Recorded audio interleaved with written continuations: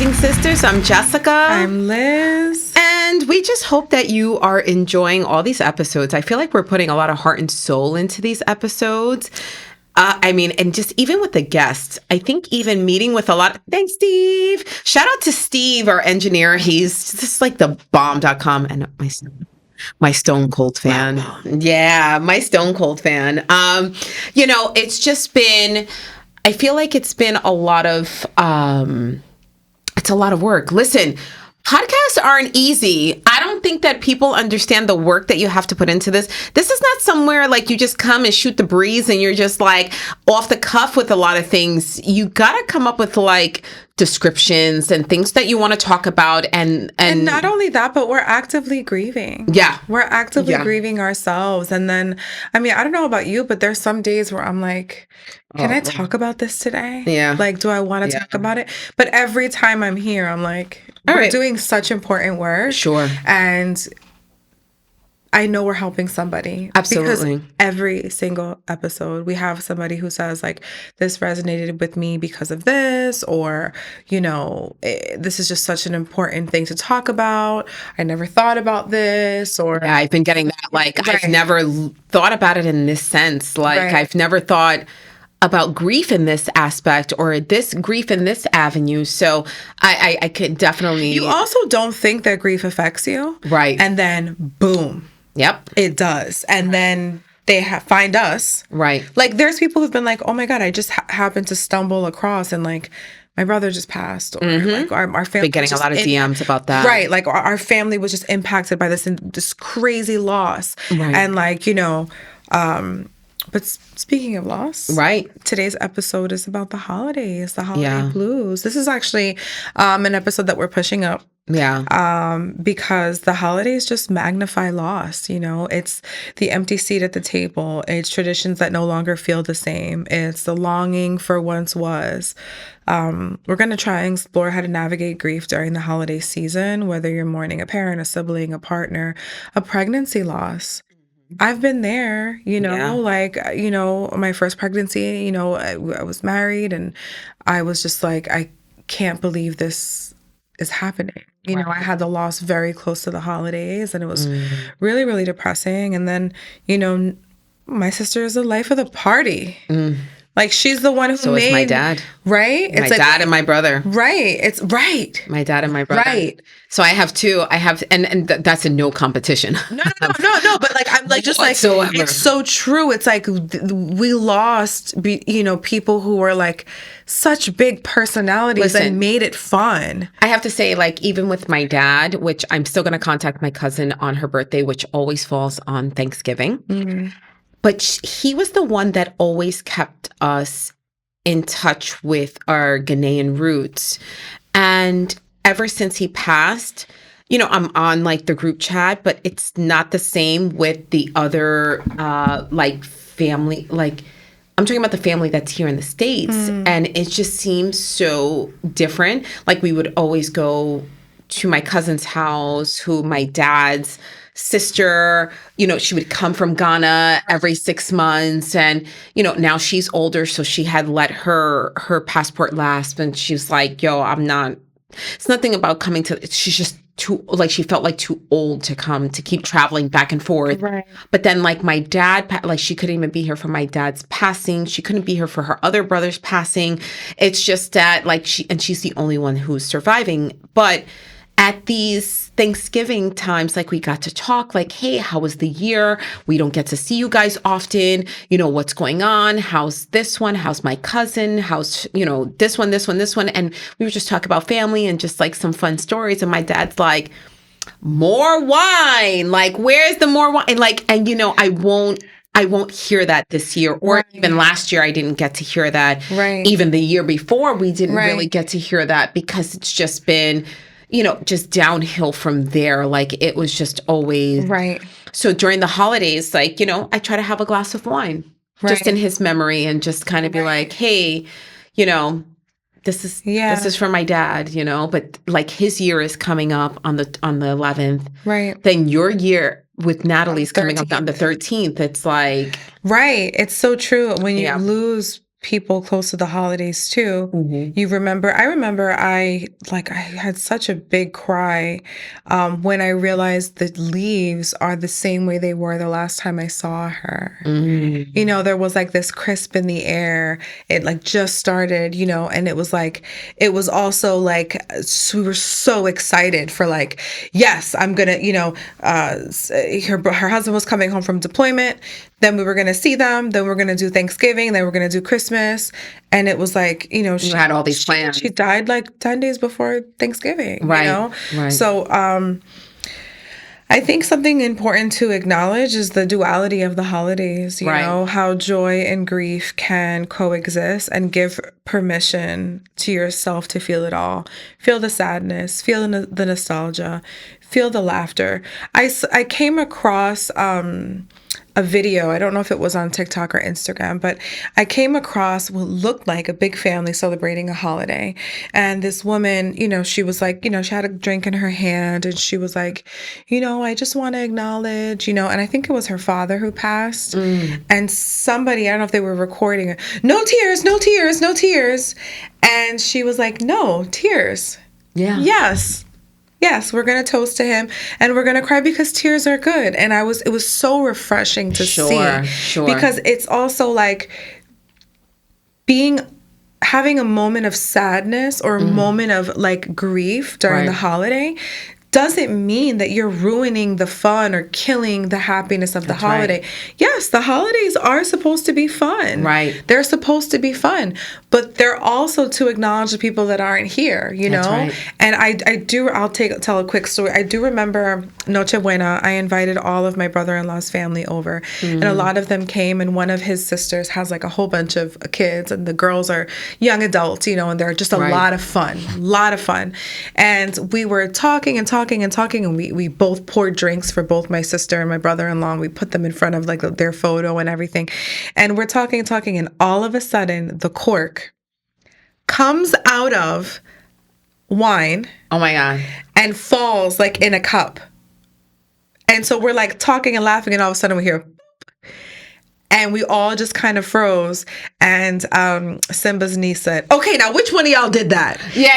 And we just erupted in laughter. And I was so grateful for her, because instead of me getting sad, or we acknowledged them, and then we had a quick joke, and then we went on to celebrate. Right. You know? That's it's crazy that you bring that up too, because we are actually, when this episode airs, you're going to see Roseanne, and she talks about her brother and her dad. And we usually always made the time to go for Thanksgiving and for Christmas Eve to their house. So now, like, we're planning, and it's like, okay, well, now there's 2 less. Now there's 4 less. Right. Now there's 6 less. And it's like, oh my gosh, like, okay, I can't deal with this, you know, like, so, and it's like, you know, I get to see her mom, which my daughter is named after, like, I get to see her. And then, you know, I always try to, okay, so if you don't know me, I row. I do it to all the old people. I rile them up. I do. Listen, my husband's grandmother, wait, quick funny story. It was her 80th birthday. She's like 90 now. It was her 80th birthday. And I was like, and it was at her daughter Jacqueline's house. This is the one that passed away in the tragic accident in Belize. And I said to her, I said, Mommy, I was like, I got you a young stripper, but I didn't want to bring him here because, you know, there's kids here. She goes, so what? Where is he? And I just riled her. She hates everyone. She doesn't like people, but she likes me because I riled. Listen, I still give them that youthfulness, you know, whatever. But like, you know, we just try to keep them as open, like we just try to keep their name alive, you know, and it's really hard to do because I feel like we're not allowed to, like, especially when it's the holidays, it's like hush hush, like it's the holidays, don't bring it up. Why are you going to bring something up that like, and it's like, why not bring it up? Why not? Right. Why not keep remembering their name? Also keep remembering them, and also do things to create memories, because when we're no longer here, we would want our family to remember us during the holiday. Sure. People to remember something I always take pride in. Like, I love a dining room table. I love a real A log wood wood with a leaf. Right. That was my mom. Like a Yeah. long wood, and my dining room table is like reclaimed wood. Yeah. And I love it because if it gets nicks or marks, it looks more weathered, more aged, more loved on. And like I would like people to like, set up the table nice, you know, or and I put a quirky candle holder or something. It's like you want to keep doing these things so people can remember. Sure. I specifically don't want my kids to remember, oh yeah, when my aunt died, my mom like no longer made the holidays fun. Yeah. So I remember my sister passed, and a month later, I was like, I'm going to wrap these gifts. I'm going to put up the Christmas tree. Right. For them. I'm going to like, I'm just going to like keep it going. Because why not? Right. Well, exactly. You have to lose. So that's what I had said to you, like for my dad's year, usually I would go and see, because now my dad and my brother are in the same niche, I can go and leave some balloons, I can leave flowers, but it's like I have to leave it on the floor because they're like the third level up. Right. So there's really like no like little sticker thing that could put flowers. I can't do anything. So I was like, what can I do? And my dad had said something like, I want you to get your daughter a white bunny rabbit from me. Like, please get the white bunny rabbit. So it wasn't as white as I wanted. It's kind of like a gray one. So my daughter would always be like, oh, grandpa's bunny. I want my grandpa's bunny. I want to take grandpa's bunny to bed. And I'm like, okay. So we're actually going to take her to the 100th year Rockettes on my dad's year. And thank you, Groupon. Groupon, you could sponsor us. But Groupon had such a deal on it that I was just like, even with the taxes, I was like, you know what? I'm going to keep my day busy, but not busy that I'm busy, but keep my daughter happy, and her happiness will make his happiness. Oh my gosh. And she's like, I was like, what's grandpa's name? And she's like, Grandpa Sam. And I said, well, where is grandpa? She goes, he's in heaven. And I said, oh, okay. I said, what he doing in heaven? She goes, oh, he's singing. She doesn't know that my dad loved jazz and loved to sing. She has no idea. And she's like, yeah, but I tried calling him. He didn't pick up. But she's calling him with like a Lego. She's like trying to call him, and she's like, but he's not picking up because he's in heaven. Right. And I'm just like, how do they, but I still keep his name alive. Like, she's met him when she was like an itty bitty. She's never going to remember, but we have the pictures. But now, I thought what was very important was having a grief exit plan. Oh my God, I was just looking at that. Yeah. And I thought that if like things become too emotional, like how do you do an Irish goodbye? Because that's what we call it. You can be like, yo, chuck the deuces up, we out. Like, you're not even doing all that. You're just like, I'm out of here. Like, how do you get... But also an exit plan doesn't have to be that you leave the festivities entirely, because there are going to be situations for our listeners and maybe for us where you can't really leave the situation when people travel for the holidays. Correct. So one of the good points here is to bring a trusted person, someone who understands your loss. Right. Even if you're single, you don't have family, whatever, bring a best friend or see if you can kind of split the holidays between your both families or things like that. You have to have somebody with you that understands what you're going through. Sure. So that maybe that person smokes and like, oh, they're going to go have a cigarette, or, they're going to call their family. I'm going to go with them. I'm going to get some air. And, everybody does the cousin walk on the holidays. Especially Thanksgiving, we the all cousin do the cousin walk. But yeah. If y'all don't know what the cousin walk is, everybody's going outside and they're smoking marijuana. Exactly. And they're coming in to get their appetite ready. Right. For the Bible, Right. They're going and getting their appetite ready. That's it. Sorry, not trying to throw anybody in the bus, but if you see their eyes super red and shot, like, what do you think they were doing? It wasn't the cold air. Walk. Yeah, it's like it's freezing. I love it. But yeah, have an exit plan where you can get a minute of silence. You can also like fake a headache, and you can say like, hey, do you have any Advil or Tylenol? You don't even have to take it. Yeah. But you can kind of, whatever scenario that your family would understand why you would need a moment of peace, a moment of quiet, a moment to step away. Take a walk. Even if you are with people, like let's say I'm with somebody who doesn't really understand my grief so well, but I know that they drove or they have a car or whatever, you can always tell them like, hey, if I get overwhelmed, can I go sit in your car for a little bit? That's a great. Can I go sit in your car? Like, hey, I really have to make this phone call. and say it's a phone call, do whatever you have to do Correct. to make sure that you're taking care of yourself, because you Right. don't want to spiral. You don't want to start Mm. drinking a bunch of coquito. Listen, it says some Puerto Rican coquito too, because that is slamming. Ay. But maybe you're really big on fitness, and then you for example, when I overeat, I feel really guilty about it. Yeah. So it's like, I don't want to overeat. I don't want to overdrink. I don't want to, things like that. So I think that's just a really good idea. I think having an exit plan for grief. Yeah, and not even to like kind of skip around, but just shifting to how can I get through this, or how can I stay connected to them? So like that compartmentalizing comes in, right? And they bring up, well, your dad was da da da da, and Sean was da da da da, and it's like, I kind of don't want to talk about that right now. So how's work?